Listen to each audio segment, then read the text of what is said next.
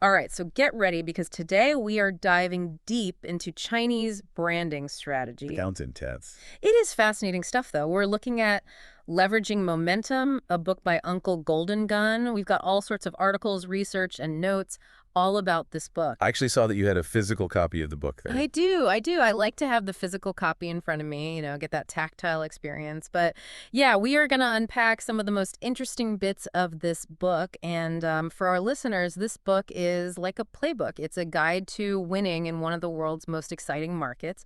What did you find most intriguing about this book? You know what really struck me was the emphasis on existing perceptions.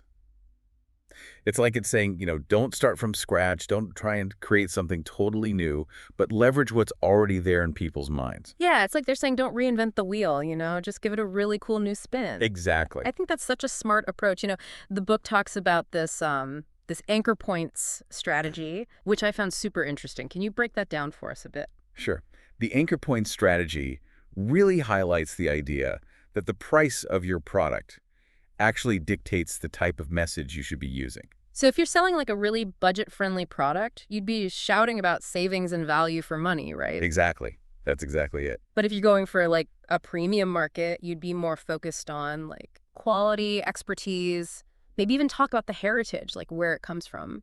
And for those aiming for the luxury market, It's all about culture and a sense of exclusivity. it makes you feel like you're part of like a special club, Yeah. which is, I guess, what they want, right? The book gives this really interesting example about how simply adding the word master to a product can make it seem so much more valuable. I love that example. Yeah. Why do you think that is? Why does that work? I think it taps into this deep-seated desire for authenticity, for expertise, and especially in a market like China, where there's so much emphasis on tradition and craftsmanship, that word master carries a lot of weight. Yeah, and it kind of instantly elevates it, right? Makes it seem more desirable, more like luxurious. Exactly. And it justifies a higher price point as well. Yeah, because you're like, oh, it's made by a master. Of course it's more expensive. But wouldn't slapping like master on everything just become meaningless after a while? That's a good point. I think the key here is to use these tactics strategically and authentically. The book emphasizes aligning the messaging with the actual qualities of the product. It's gotta be believable. So it's not just about throwing around fancy terms. It's got to be backed up by substance, by a genuine story. The book also talks about the emotional side of branding. Yeah. It was fascinating. It claims that like high-end brands actually evoke a sense of sadness. Right. Mid-range brands project gentleness, low-end brands go for happiness, and startups should embrace anger. Did I get that right? You got it exactly right. It sounds counterintuitive, A little bit, yeah. but there's a certain logic to it, right? Luxury brands, they often play on this idea of aspiration, longing for something just out of reach, hence that subtle sadness. Totally see. Mid-range brands, they offer comfort and stability, so gentleness makes sense. And low-end brands, it's all about that immediate gratification, happiness. And startups, they're trying to disrupt. They're shaking things up. So a little rebellious anger can really get attention. It's like they're saying, if you're not making someone feel something, are you even doing it right? I love that. But how do you actually do that, especially if you're like a small startup with limited resources? Well, that's where this brilliant idea of borrowing from everything comes in. And this is where the book gets really practical and, dare I say, audacious. Okay, I am all ears. Tell me more about this borrowing from everything. So the book basically encourages startups to be resourceful and leverage existing trends, big events, even their competitors, to gain traction. It's like piggybacking on existing momentum. Exactly. They give this great example of the Tokyo Olympics. So brands that weren't official sponsors still found ways to ride that wave. Instead of spending millions on official partnerships, they found clever ways to associate themselves with the event. Right. I think there were some examples in the book, weren't there? Oh, absolutely. They talked about brands using taglines like accurate display for precise shooting, which obviously plays on the Olympics theme. Really? Yeah. Without being an official sponsor, or every moment is a great moment, capturing that Olympic spirit. Really clever. Yeah, very clever. So it's about being smart and creative with your associations. What about traditional advertising? Does the book just completely throw it out the window? Not entirely. It does challenge the idea that it's the be-all and end-all. It argues that Obsessing over, creativity, winning awards might not translate to actual sales. That's a pretty bold statement, but I can see how in today's world where we're constantly bombarded with ads, Exactly. people have become masters at just tuning them out. So what's the alternative? Well, leveraging momentum talks about turning your brand into its own double beyond advertisement. For example, you see all those delivery companies. With the scooters? Yeah, zipping around the city. Yeah. They basically become moving billboards. They're literally embodying the service. That is such a good point. It's not just about making a catchy jingle or having a flashy billboard. It's about weaving your brand into the very fabric of your business model. Exactly. And it makes it so much more authentic, right? It does, Like right. it's not just some fabricated image. It's actually part of what they do. Think about how food delivery apps could use their existing networks and that brand recognition to go into like travel or grocery deliveries. Makes perfect sense. It's like using your existing momentum to launch yourself into a whole new arena. And I really liked how the book talks about different customer segments. It dives into this concept of puta, beauty economy. Can you explain what that means? Sure. Dayak really highlights how attractiveness, especially when targeting female consumers, can actually lower resistance to a product or service. So it's more than just featuring like beautiful people in your ads. Yeah, It's actually about like a deeper psychological impact, exactly. like a subconscious desire to kind of emulate that beauty Yeah, and aspire to it. associated with the brand It allows brands to actually charge higher prices. because they're selling a lifestyle, not just a product. Exactly. And it also raises some ethical questions. Absolutely. Definitely. There's a fine line, right, between appealing to desires and perpetuating those unrealistic standards of beauty. Right. The book also mentions mindshare brand, Yeah. which is about positioning your brand in the consumer's mind, right? Yes, and social media plays a big role in that. It's huge these days. It's huge. The book uses this example of a makeup brand that basically failed because their product wasn't considered moments worthy. Ouch. So, in a world dominated by social media, if your product doesn't make people feel good sharing it online, does it even exist? It's a great question. Right. Yeah. It makes you think. You have to consider that digital landscape. You have to think about how people are going to share it, talk about it. It's not just creating a great product. It's about creating a product that people are excited to show off. This book really is giving me a whole new perspective on branding. Good. It's really interesting. It's interesting because it goes beyond just the consumer psychology. It does. It gives you practical advice for like navigating the business landscape as well. So like dealing with clients and managing expectations and all that. Exactly. Okay, so what kind of gems did you pick up from that section? Well, one thing that stood out was the importance of choosing the right clients and avoiding those red flags. Like what kind of red flags are we talking about here? If a founder is constantly complaining about their financial situation, Oh, like crying poverty. yeah, or even trying to sell their personal belongings to fund their project, that's a major red flag. Yeah, you don't want to get mixed up in that. Exactly. That's a little messy. And the book also warns against clients who are maybe overly obsessed with appearances or like extremely self-promotional, Why would that be a red flag? because it suggests they might be more interested in hype Yeah. than substance. Ah, I see. They're not really looking for a long-term partnership. So it's about finding clients who share your values, who are in it for the right reasons. And the book also talks about using down payments strategically, which I thought was interesting. Yeah. It's a way to filter out those who aren't serious and ensure commitment right from the start. Mm. And it also helps establish that sense of mutual respect. It's a practical approach, It is. but it makes a lot of sense. You know what else really surprised me? The whole idea of embracing your Black fans. Ah, yes. That's where things get really interesting. I was like, wait, what? So the book is basically saying that we shouldn't be afraid of controversy, that we should actually lean into criticism and negativity. To a certain extent, yes. It's more about being open to it. Mhm. The book argues that criticism, especially if it's constructive, can actually help you define your brand's personality. It can even create buzz, help you stand out. It's like that saying, you can't please everyone, so you might as well be yourself. Exactly. Leveraging momentum really highlights the importance of standing out in a crowded market. And sometimes that means being a little controversial. So instead of trying to be like bland and universally appealing, Right. it's better to have a strong personality that might polarize some but resonate deeply with others. Think about it.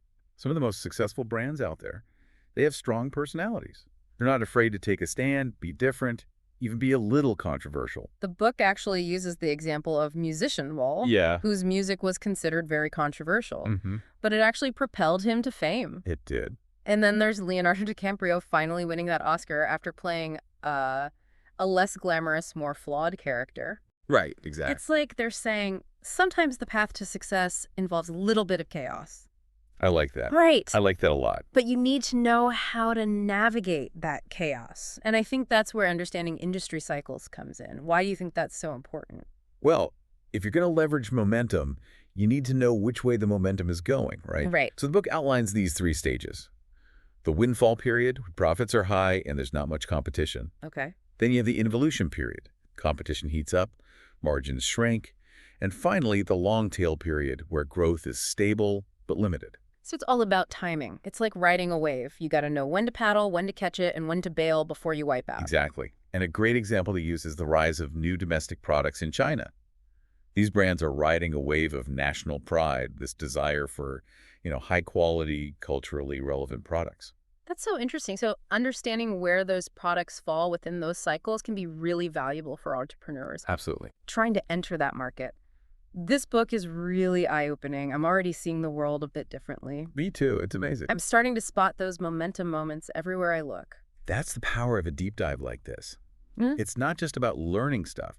It's about shifting your perspective. It's about opening your mind to new possibilities. And this book has challenged so many of my assumptions about traditional branding. In a good way, I hope. In a good way, definitely. It's encouraging a more dynamic, almost subversive approach, wouldn't you say? Absolutely. It's not just about playing by the rules. It's about bending them, breaking them even, to create something truly unique and impactful. And one of the things that really stuck with me was this idea that brands evolve. They're not static. Right, they're not set in stone. They start with the product, then become a name, then build loyalty, then evolve into a belief system, and ultimately they can achieve cultural significance. Wow, that's quite a journey. Are there any examples of brands that have successfully made that transition from like product to cultural icon? They use Tesla as a prime example. It's become more than just a car company. Right. It's a statement, a lifestyle. Yeah, it's a symbol of innovation and sustainability. Exactly. And they've managed to build such a devoted following, it's incredible. People believe in Tesla, not just the car. That's right. It's this combination of a grand vision, strong personal IP, a real focus on the product over marketing, and using events strategically to create that sense of excitement, exclusivity. Yeah, like you're part of something special. Exactly. It's a brand that's like aspirational, innovative, and a little bit rebellious at the same time. I think that sums it up perfectly. This is all so insightful. I'm already thinking about how to apply these ideas, even if I'm not running a business. I think that's the beauty of these deep dives. The insights can be applied to different aspects of our lives. I can't wait to see what other gems we unearth as we keep exploring leveraging momentum. Me too. This is just the beginning. Stay tuned, folks. And this kind of leads us to this really interesting point that the book makes about brand evolution. It's not just about making your product better or going into new markets. Right. It's about using that momentum you've built to reach a whole new level. I love that idea. It's like you're always building on what you've already achieved, almost like those Russian nesting dolls. Oh, yeah. Each one contains the essence of the last one, but on a grander scale. That's a great way to put it. It's like leveling up, but you're not losing that core identity. Exactly. You're just expanding it. And this idea of building on existing perceptions, it goes beyond just products, right? I was thinking about how China is using its history and culture to shape its global image. That's a perfect example. It's like they're saying, hey, we have 5,000 years of momentum behind us, so don't underestimate us. It's a powerful message for sure. Do you think this focus on leveraging existing momentum is something unique to China, or are we seeing similar trends in other markets? It's a good question. I think there are definitely elements of this approach that are very rooted in Chinese culture and history. Right. But you see similar strategies used by brands and individuals all over the world, right? It's about understanding the power of narrative, tapping into those cultural currents, and building on your strengths. It's like that saying, there's nothing new under the sun, just new ways of looking at it. Exactly. And speaking of new ways of looking at things, the book dives into this idea of understanding different market segments and their unique psychology. Yeah. For example, they talk about the rich woman mentality. What's that all about? So the rich woman mentality refers to the specific desires and anxieties of, affluent women in China. Okay. The book argues that brands need to understand their motivations, Mm-hmm. which go way beyond just wanting luxury goods, right? They're looking for status, exclusivity, and a sense of belonging. It's like wanting to be part of a certain social circle. Exactly. So it's not just about selling them like a fancy handbag. It's about creating experiences that cater to that desire for exclusivity and social recognition. Give Exactly. me some examples. Think VIP events, limited edition products, Okay, I get it. even philanthropic initiatives that align with their values. Oh, that's a good one. It's about creating that sense of scarcity, playing on that fear of missing out. That's so true. It's interesting how they break down these different consumer mindsets. Do they talk about any other segments besides affluent women? Oh, absolutely. They delve into a variety of different mindsets, like the man mentality. This one focuses on appealing to a man's sense of practicality, competition, ego. So for men, it's more about showcasing products that make them feel powerful, successful, Yeah, like in control. be in control. Yeah. Think of those ads for like high-performance cars, Oh, yeah. or luxury watches. Yeah. They're not just selling a car or a watch, they're selling an image. A sense of achievement, a way to express their masculinity. Exactly. It's fascinating how these marketing strategies really play on those deep-seated cultural norms It's true. and gender roles. Right. But it's important to remember that these are broad generalizations. Right. Not every individual is going to fit neatly into these categories. Of course not. Yeah. It's more about using these insights as a starting point, Yeah. right, for Then- creating a more personalized, targeted strategy. Yeah, you don't want to rely on those outdated stereotypes. Exactly. Speaking of nuance, the book talks about the power of language, Oh, yeah. specifically this idea of subtext. It's not just about what you say. Right. It's about what you don't say. How do brands use this to influence consumer behavior? Orion really highlights understanding those unspoken messages behind the words. The subtle cues. Yeah, the things that influence our decisions. They use this example of a job search website with the tagline, Jinqiang Dashu, when looking for a job, I want to talk to the boss. Seems pretty straightforward. Yeah. But what's the subtext? Well, it's actually a really powerful message of empowerment. Oh. It suggests that the job seeker is in control, that they're not afraid to, skip the hierarchy, Yeah. go straight to the top. Go straight to the boss. Yeah. Exactly. I like it. It's like saying, hey, I'm not just another applicant, I'm valuable. Yeah. Take me seriously. And the book says this really resonated with users. Interesting. It challenged those traditional power dynamics of the job market. So it's a reminder that sometimes the most impactful messages are the ones that are left unsaid. I agree. It's about connecting on that emotional level, Exactly. tapping into those underlying desires and anxieties. Leveraging momentum goes even further, suggesting that brands can even leverage their flaws to create a sense of authenticity. Now, that's interesting. It reminds me of that whole perfectly imperfect trend on social media, Oh, yeah. where people are embracing their vulnerabilities. Yeah, Do you think consumers are more skeptical of brands that seem too perfect these days? I think you're right. In a world that's just saturated with advertising, perfect images, Mm-hmm. consumers crave authenticity, Right. transparency, something real. They're tired of all the airbrushing and the fakeness. Exactly. So by acknowledging your weaknesses, Mm. you can actually build trust. It's like saying, hey, we're not perfect, Right. but we're real. Exactly. And that makes you more relatable. More human. It's a risky strategy, but it can be very effective if it's done right. If it's authentic. It makes me think about the importance of storytelling in branding. Oh, absolutely. If you can tell a compelling story about your brand, even one that shows your flaws, it helps you connect with people on a deeper level. You're absolutely right. And leveraging momentum actually provides this three-step formula for crafting a brand story. Ooh, I love good formula. Break it down for me. Okay, step one, sell the struggle. Sell the struggle. Highlight the problem, the challenge, Hey, the adversity that makes sense. that inspired your brand. Start with a problem that people can relate to. Exactly. Okay. Step two, offer a glimmer of hope. Show how your brand provides a solution, a way to overcome that obstacle. So you're the hero of the story, That's it. coming in to save the day. Exactly. And the final step. Elevate it to a higher purpose. Connect your brand to a larger mission. It's not just about selling a product or service. Yeah. It's about making a positive impact. Exactly.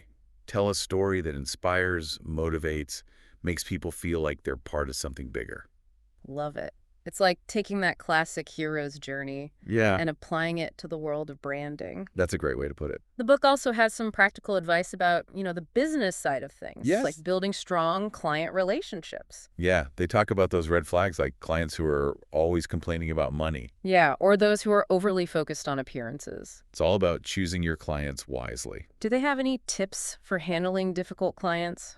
Or, the situations where things just aren't going smoothly? They actually suggest embracing those moments of tension, Embrace the tension. even welcoming constructive criticism. Wait, are you saying we should actually be looking for criticism from our clients? Not necessarily looking for it, Okay. but be open to it Okay. because it can be very valuable. How so? It can help you see your blind spots, Okay. refine your approach, Okay. and ultimately deliver something better. So it's about seeing feedback, even negative feedback, as a chance to grow. Absolutely. And this leads us to one of the most counterintuitive pieces of advice in the book. Don't be afraid to be unlikable. Okay, now my head's spinning a little. I know, right? Isn't the whole point of branding to make people like you? Well, that's the conventional wisdom. Yeah. But leveraging momentum challenges that. Okay. It says trying to please everyone makes you forgettable. So it's better to be polarizing than to be bland. Think about some of those successful brands, They take a stand, they're different, Yeah. even a little controversial. Yeah, it's what makes them stand out. Exactly. So instead of trying to water down your brand to appeal to everyone, lean into your unique qualities. Yeah, let the right people come to you. That's it. Not every brand is for everyone. I like that. It's permission to be yourself. And it's a good reminder that you build a loyal following by being authentic. This is such a refreshing perspective. It's especially powerful for those entrepreneurs who are told to play it safe. Yeah, follow the rules. This is all about breaking the mold. I like that. This is making me think about how even choosing your target audience can be seen as a form of leveraging momentum. Oh, tell me more. By focusing on a specific group, Mm-hmm. you're tapping into their existing interests and desires. Yeah. You're not starting from scratch. Right. You're building on what's already there. You're aligning yourself with that flow of energy. Exactly. It's about finding that sweet spot where your message meets the needs of your audience. That's it. Leveraging momentum really makes us rethink a lot of our assumptions about branding. It reminds us that the most effective strategies often lie outside that traditional playbook. Be resourceful, be adaptable, embrace the unexpected. Exactly. It's about seeing the world as a source of inspiration, Yeah, where you can borrow, adapt, turn even negativity into momentum. that's powerful. It's a philosophy for life, not just business. I agree. Find your unique voice, leverage your strengths, use your flaws to your advantage. Love that. Understand the power of perception. Yeah. Create a brand that resonates, inspires, and has a lasting impact. I think that's a great place to pause for now. Yeah, we've covered a lot of ground, A lot. and I'm already feeling so inspired To do. to rethink my approach to branding. Me too. This book has been a real eye-opener. Stay tuned for the final part of our deep dive into leveraging momentum. We'll be back. We'll explore even more insights and how to actually apply these unconventional ideas. Can't wait. This book really does challenge us to see the world differently, If- to look for those unconventional opportunities that other people might just completely miss. Like a crash course in creative problem solving, but Chinese style. I love that. What I found really interesting was how the book stresses that even in this crazy fast-paced world, Right. some of those core principles of branding, they still hold true. Yeah, they're timeless. You still need to build trust. You need to know your audience. You got to tell a good story. Right, these things never go out of style. Never go out of style. Mm-hmm. But leveraging momentum encourages us to use those principles Yeah. in a way that's more dynamic, almost, like you said, subversive. Be a little bit rebellious. A little bit, yeah. It's not just about following the rules, it's about bending them, breaking them even. To make something really special, something that stands out. One of the things that really stood out to me was that emphasis on understanding those industry cycles. Yeah. Knowing when an industry is on the rise, when it's peaking, when it's starting to decline. It's like surfing. It is like surfing. Got to know when to catch that wave. Exactly. And they use the example of the new domestic products in China. Yeah. Those brands that are riding this wave of national pride. Mm-hmm. It's fascinating how this whole cultural shift is creating so many opportunities. It is. It makes me wonder if this wave of new domestic products is unique to China, That's a good question. or are we seeing this in other parts of the world too?